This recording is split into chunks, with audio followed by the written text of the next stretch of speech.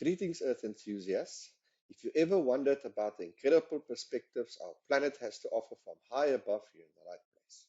I am Dr. Clive Coetzee, and I'm thrilled to be your guide on this captivating journey into the world of remote sensing. Welcome. And please remember to like, subscribe to, and share this video. Thank you. We did a test for complete spatial randomness of my, 5,000 randomly generated points in video tutorial 125. When we looked at whether our randomly generated points, remember we generated those 5,000 points in QGIS. And then we eliminated those points that didn't have values for our variables. Remember we did the 20 or whatever predicted ndvi values, and we wanted to test, look at which of our methods, our predictors, were accurate, etc., etc. So we did that test for complete spatial randomness in R, where we applied the G statistic, the K statistics, the L statistic, the quadrant method, etc., etc. And we came to the conclusion that these 5,000, I think it's 4,000,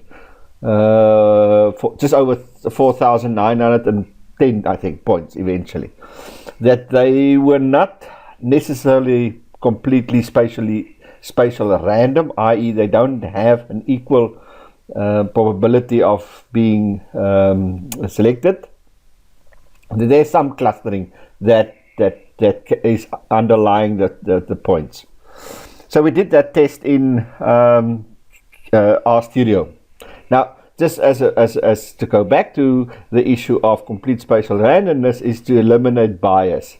You could be accused of selecting these points because they hold specific values, and therefore you're manipulating the data and thereby the results. So the idea is to generate this 5,000 points, which is completely random, i.e. each has an equal probability of being included, each of these points. So we can also replicate to some degree the complete spatial randomness test within Earth Engine. So we're going to create a heat map with each Earth Engine to see whether that heat map is spatially distributed, or whether they have clusters, etc., etc. So we're going to do that test of complete spatial randomness also within Google Earth Engine. So as always, we always start with loading our boundary file, our West Coast boundary file. This should be now very familiar with you guys. There's our region of interest, and this is the boundary shape file of our region of interest, the West Coast or the Berg River municipal outline. And there it sits. This is the one that I normally use because I'm familiar. I stay in here. We then added our 5,000 points. There they are. There's our 5,000 points, or 4,910 points to be correct.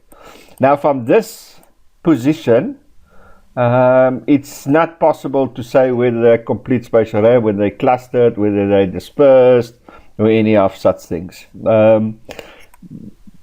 So we have to go and do some testing of it. Now, like I said, we've already done the testing in RStudio. What we're going to do here is just try to test it in Google Earth Engine by itself. So that's the point. We brought that file into our assets. Okay, so we brought it into our assets using our new function. Okay, so I think I can't remember which video tutorial, but we went in it how to bring in a vector file. Remember, it's a vector file, points layer vector file. It's not the CSV file. I didn't bring this in as a CSV. I brought it in as a vector file. So within QGIS, that's the file that we've been working with, and that's the one that I brought in. So if we go quickly to the file itself, where did he, NPQ, PQ before that? Pred, what is it? Pred? P. Hey, where is my alphabet. There we go. There's it. Let's have a look. If I left click on it, it's going to bring up this, and let's have a look and see what it looks like. So there's the file itself. It indicates the location, and there's the features. Remember, there's all our predictions, our predictor for lag model, predictor for LMS model, predictor for this, and this, and this, and this. So that's the one that we've been working with. Okay, so yeah, so we wanted to generate whether these are random, complete spatial random or not. So that's the file that we brought in, and I said we brought it in by using the new and shapefile, that function there. Once we've done it, I just click on it and it's then open lying here. Okay, so if we go in there, we'll see that it's got 30 columns. There's my unique ID, it's a feature collection. There's my columns, meaning my features, and there's all the predictors. There's all the predictors lying there. Okay, and obviously the XY coordinates of each of these points. Okay, so that's it. So we brought that in and we add it to our layer, our map layer, and then it sits. Then I center it as usual, and I add my clip function to it, my clipping function. So that's also now should be standard practice. So now we've got our, let's 5,000. I don't want to go 4,910 the whole time. 5,000 points. Okay, so we've got our 5,000 points. Now we want to create a heat map. Remember, heat map will give us clusters. So if there's a specific location or locations where there's lots of points together, it will give it a very reddish color. Areas where there's very little or they're very far wide between will give a bluish color or greenish color. So if we have 3 or 4 areas where there's a lot of red, it means there's a lot of clustering. If there's very little red, or in the red is dispersed, it means there's not a lot of clustering. It's more dispersed, etc. So that's what we want to determine here. That's what we want to determine. So the first point is to distinguish between locations that have a point, or within our region of interest, those locations that have a point and those locations that don't have a point. So basically what we're just saying here, okay, with this code here is to say, okay, if there's a location, give it a value 1, otherwise it's a 0. Okay, give it a value 1, otherwise a 0. And the whole point is just to work on the locations that have 1s and not the locations that have 0. So we're going to mask out all those locations that don't have points. So we're only evaluating those point locations. So that's what we're doing. So each of these points we assign a value of 1. Okay, so each of these random 5,000 random generated points, each of these ones we give a value of 1. And this area is here, which is empty. So let's quickly go in there. So these values, these areas that's empty, we give a value of 0. So that would have a 1, everything around it will be a 0. That will be a 1, everything around it will be a 0. 1, 1, 1, 1, 1. So there would be then 5,000 ones, and the rest would, each of these other areas will have a value of 0. So that's basically what we're doing here. Then we're converting this table with the dummies, with ones, we're converting it into a image. So we're taking this points here, this ones, all these ones. Okay, see that we're taking that and we're taking and reducing that to an image based on the ones. Okay, so that's the important part of this piece of code. We're taking each of these ones, which is in a table, there's 5,000 of them, and we're converting it into an image, but only those that have that value of 1. Then we can apply a circle to it, and the reason why we're doing that is because we're going to create a buffer around each one. We're going to create a buffer around each one, because we want to see within the buffers, are they standalone, how many of them are cross buffering, and all those sort of things. So we then apply a kernel function, and we create a radius, a buffering radius based on the kernel, and it's a circle. Okay, then we basically saying, okay, let's exclude all the values that have 0. Okay, so in our heat map, we're only looking at the values that have 1s. We are masking all the variables that are excluding, meaning all this variables. So this variables, these areas here that don't have a point location, they will be excluded from the heat map. So the heat map will only focus on the 5,000 point locations, because we've assigned to each one of them a value of 1. And we're doing the kernel, the estimates of our heat map only based on these values that have 1. So that's basically what we're doing in that specific code. We go into Earth Engine and say, okay, we've got this 5,000 locations. We've given each of these 5,000 locations a value of 1. We're not interested in the value in those locations that don't have a value of 1. So exclude this. And for each of these 5,000, we're going to create a buffer. And the buffer will be created by a kernel. It will be a circle, and it will be a radius around each point. So that's roughly what we're doing. That's roughly what we're doing in this particular piece of code. Then we're creating the heat map. Okay, we're creating this heat map based on these points. Based on these points that we've now created the image. Remember, that's a reduced image. And the size of our buffer is 20 units. Now, if yours are in meters, then it will be 20 meters. Okay, so it depends all what your coordinate reference system is all about. Okay, so in this case, mine will be 20 units because the coordinate referencing system, if we go there, I don't think is, I can't remember now. Let's have a look and see what is my coordinate reference system. It doesn't actually tell me. I don't think it's in meters. I think it's in decimals.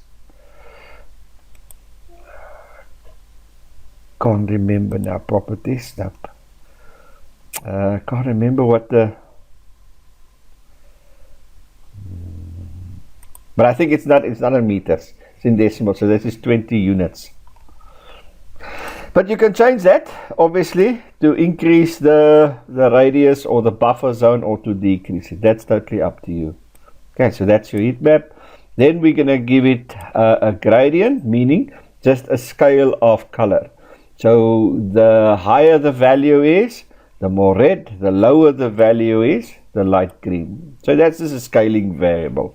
So we're just scaling each of these. So whatever value in this, yeah, it's just a gradient value for each of these ones. Okay, so remember we evaluate, well, we're going to get there now. Then we're just giving that heat map, we're going to add it to our image. Okay, so that heat map ink, this one here that we've created, okay, which is this one here. Okay, we're just going to give it a value, a color palette, color scheme. It ranges between minus 0.03 and maximum 0.03, and we're going to give it and the gradient will be the color scheme there. Okay, so that's just defining the gradient, the palette. Okay, so the palette is just the color scheme, and we call it heat map, and this is how that looks like. Hopefully it will load. Okay, so this gradient here, it's just a color scheme. We could have changed it there to palette or whatever the name is. It's just a color scheme, nothing to it. So it's not the gradient itself, it's just the color scheme. But what we're presenting here, this yellow, is the buffers values of 20 units around each of these points. Remember, we've taken that 1,000 points, we've created the image, and with each of these 5,000 points, we created a buffer, meaning a circular, and it's based on the kernel function. And you see there, all these other values. Let's take you can see all these other values is masked out. Okay, so all those areas we didn't have point location are masked out. You can see that they're all masked out, which is what we're presenting there. Okay, and we're just adding back the values, or the not the values, the 5,000 coordinates. We're just adding them back here, and here we're getting the long feature and we're getting the lat feature, meaning we're getting the centroids for each of these, and we're just adding it back. You see there's our buffer of 20, and this is how that looks like. You'll see each of that. You'll see each of that coming back. You see there's each of those 5,000 points. So we're locating each of those 5,000 points within the center of each of those buffered areas, and they correspond. We put our points there. They correspond 100% with our 5,000 points. You can see that. You can see that. Okay, so there they are. And if we add back the points and we just add it to our layer, and then we just create a, let me just go out again, and let's just quickly have a view of this heat map. There, I'm going to make it a bit bigger. Let's just wait for it. Should come, okay, there, slowly but surely. Remember our color scheme. Our color scheme is light green if it was not clustered, and the red when it's clustered. So you can see there is some clusters forming within our region of interest, but it's very much localized clustered. It's not one or two clusters for my region of interest as a whole. These are pretty much a whole lot of clusters. So the clusters itself seems spatially random. So the clusters of locations seem spatially random, although the locations themselves are not spatially random. If that makes any sense. So just let me repeat. So similar to what we find when we did the test for complete spatial randomness in our studio, the results K-test, G-test, K-test, L-test, I think, suggested that our data is actually spatially clustered. So that's what those tests suggested. And here we can actually see those clusters. But if you take just the cluster, the space, so the 5,000 points, one could argue is not spatially random but clustered to some degree. And that's exactly what's being visually displayed here. But what it does seem is that the clusters, I mean, how many clusters there are, if we count all of these clusters, 1, 2, 3, 4, 5, whatever, 6, 7, but the clusters themselves seem spatially distributed. They're not located in one particular area of the region of interest. So you don't have, let's say, a cluster there, and then a cluster there, and then a cluster there, and a cluster here. The clusters themselves seem spatially random. You see, each of those, they are distributed evenly throughout the region of interest and not clustered. The clusters themselves are not clustered, if that makes any sense. And you can see they're clustered around locations. So if you see there, there's a number of, and again there as well, you'll see there's a number of locations that's very close to one another. So that would be typically, if we just pan out, keeping my, so you see there's a cluster itself. So where there's a lot of overlap within the radius, we get those clusters. Now, and then I'm just creating a legend here. And then I'm just creating a legend there. So we're just creating a legend. We're creating it on the bottom left, which is that, the size of the legend. What is inside the legend is the legend, and blah, blah, blah, blah. And we add the legend. Okay, so it says here the low is when it's green, so that's low clustering or low heat map, very dispersed, and red is high clustering. So that's just what the heat map says. And then we just add a legend. Okay, so there's the legend itself. And we're basically just saying vector is brown, blah blah. This is the same stuff that we just added. So these are just complementary to our heat map here as well. Now we can manipulate it. We can play around with it a little bit. And let's say if we make the heat map very small, 5. Remember, if I change it there, there's another point there that I need to go and change it to make sure that it's the same. There we go there. So let's change the size of the buffers, meaning those circles which around each of these 5,000 points, and it's determined by the kernel function. And you can see there, the buffers are very, very small now. The buffers are very, very small. So the size of your, we're going to zoom out now, you can see the buffers, the circular buffer zones, radius circles are very small. If we go out, let's now have a look and see what that looks like.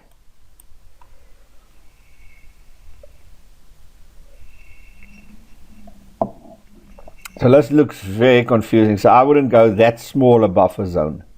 That doesn't seem. Now, let's go to the other extreme. Let's make it 50. So that will go now to the other extreme where it basically will just make one big cluster. So let's do that. So obviously now we've increased the size of those buffer zones. Remember, this is what we're creating here. This is what we're creating at the buffer zones. We're creating it by using a kernel, which is and it's a radius, circular radius around each of these locations. Now let's just make it small before it times out because of low memory. Not sure why it's giving me low memory, because it's not that big. Okay, so now there's an issue. I'm not sure what the issue is. Okay, there it starts. So basically this whole area is going to be red now. I'm almost 100% certain of that. Yep. So the whole area will be basically be red, because we've basically all the points, the clusters of the buffers around each point overlaps. So every buffer overlaps, and that's why it's going to look like that. So each buffer overlaps. So that's also not very, very optimal. So what is the right value? I would go 20 units.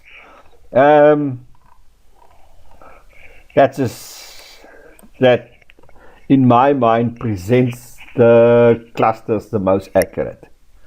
It's going to take a while, but I think you can get the idea that the whole thing will basically be red, simply because our buffers are, yes, there we go. The whole thing will be red simply because our buffers, all the buffers interact, they overlap, and that's why it's going to do that. So I would stick with 20. Going too low, too small a value means it's pointless. Too big a value is also pointless. It's really up to you. Why is it still giving me the 20? It's not supposed to give me, it's not supposed to give me one red location. Why is it doing that? Okay, maybe it's just not sure why I did that now, because it's back to 20. Heat map is 20. Oh, okay, because I don't know why it's doing that now. Because we did create. There we go. Not sure why I did that now. So apologize for that. Anyway, there it sits. The legend and yeah, that's just accidental to this. It's not a big deal. What we're interested is in this. Okay, so that's quickly just displaying or generating a heat map within Earth Engine on our 5,000 random generated points that we did in QGIS and then tested in our stereo. Obviously you can change the colors, that you can do. You can just change the values, the minus and positive values. Let's quickly go and have a look. If I go heat map, let's quickly go stretch, see if that has any impact on it. It doesn't look too good. It's too, yeah, the values is now just green. Let's have a look at how that looks. Nope. Yeah, so the minimum maximum, as always, of your color scheme has a big impact on the visual presentation of that image. So always try to play around with the visualization parameters so that it actually starts making, I mean, this doesn't make sense at all. Just one color makes no sense at all. So I'm not even going to entertain this. We're going to go back to our minus 0.03 and our 0.03. Now, I got to those values also pretty much by, I wouldn't say trial and error. I used my inspector, and if you use your inspector, let's have a look and see if we can get it spot on. Oops, I think I missed it. You see, there's the values of it, 0.00, so it's very, very small values. In fact, no, let's quickly go there. Well, I don't have it correct, because you have to be on it. Okay, let's try it now. Still.